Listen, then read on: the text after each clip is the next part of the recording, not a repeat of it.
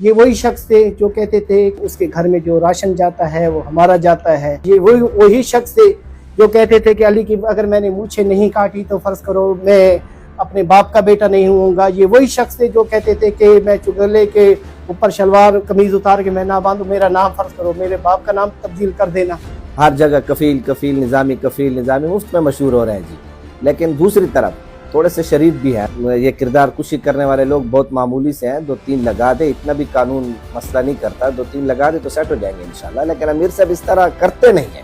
آپ لوگ سمجھتے ہیں کہ جمعیت کے جو سلاروں کے پاس ڈنڈے ہوتے ہیں ان کو رہنماؤں کو ڈنڈے اٹھانوں پر مجبور نہ کریں, یہ آپ کی مہربانی ہوگی, ورنہ وہ ڈنڈا ہم لے بھی سکتے ہیں اور ڈنڈا دے بھی سکتے ہیں. علی امین خان میرا حریف ضرور ہے, لیکن میں اس کو ایک بات پہ ضرور داد دینا چاہتا ہوں کہ وہ لالچ دے کر اور جس طریقے سے وہ لوگوں کی ضمیر خریدتا ہے اور وہ پھر ان کو بے نقاب کرتا ہے, ٹکوں کے اوقات والے لوگ جو دن کو کہاں شام کو کہاں. اور باقی جہاں رہی نوٹس کی بات, تو یہ میرے خیال میں وہ کسی کے کہنے پر اس طرح کر دیتے ہیں تھوڑا سا تاکہ ہماری کوئی ویلیو بنی رہے.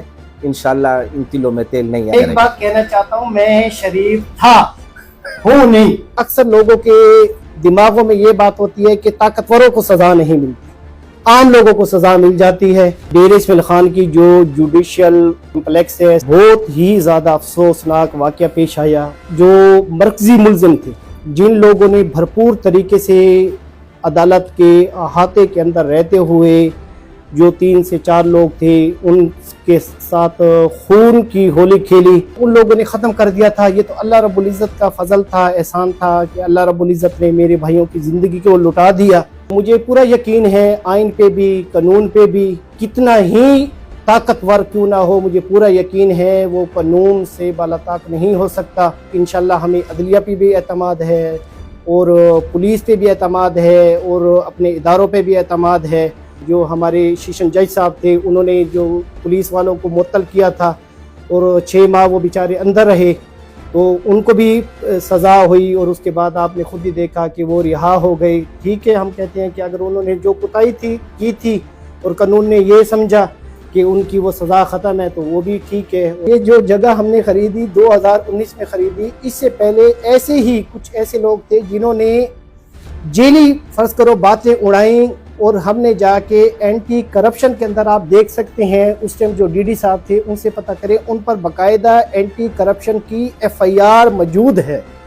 اور آج اگر وہ لوگ یہ سمجھتے ہیں کہ مجھے اگر نامعلوم قسم کی آئیڈیا بنا کر سوشل میڈیا سے آپ کریں, سمجھیں گے کہ پریشرائز کریں گے, اس کے کاروبار پہ بات کریں گے, مجھ پہ کیا کچھ نہیں کیا گیا, صرف یہ بتائیں قادیانیوں والے فتوے مجھ پہ لگوائے گئے, بھتہ مافیا مجھے کہا گیا, کون سا ایسا کام ہے جو نہیں کیا گیا. میں تو اب یہی چاہتا ہوں کہ لوگ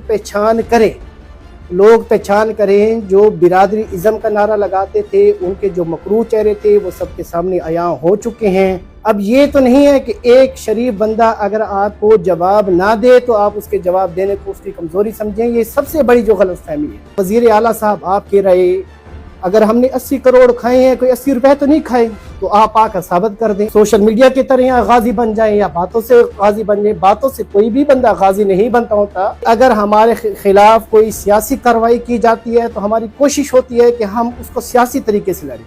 جہاں ذاتی نوعیت کے معاملات آ جاتے ہیں تو ہماری کوشش ہوتی ہے کہ ہم اس کو اسی طریقے سے ٹیکل کریں جو عدالتیں اور قانون کا معاملہ ہے. اب یہ تو نہیں ہے کہ آپ بیٹھ جائیں سوشل میڈیا پہ کردار کشی کریں, اچھی بات ہے, لگے رہیں. میں تو آپ کو مفت میں مجھے پروموشن دے رہے ہیں. جو دعوے کرتے ہیں باتوں کی حد تک کم از کم آ کر ثابت تو کرے نا. غلط ناموں سے آپ نے پکارا, آج تک میری کوئی سوشل میڈیا پہ ایک ویڈیو یا آڈیو دکھا دے جس میں نے کسی کو غلط القابات سے وہ کیا ہو نا. اب لوگ آپ کو منشی کہتے ہیں, اس سے میں تو نہیں روک سکتا کہ لوگ کیوں منشی کہتے ہیں نا, یہ تو اب لوگوں کا کام ہے نا. مجھے ایک FIR میں بھی نامزد کیا گیا تھا عمر امین کی طرف سے. FIR تھی, آپ نے دیکھا کہ اس کا میں نے سامنا کیا. ہماری جماعت نے وہ سیاسی FIR تھی, اس کا سامنا کیا. وکالت کا جو میرا لائسنس تھا وہ معطل کیا گیا تھا. الحمدللہ میں گیا پاکستان بار کونسل کے اندر, الحمدللہ میرے حق کے اندر فیصلہ آیا اور اس کے بعد یہ نوٹس جاری کیا گیا.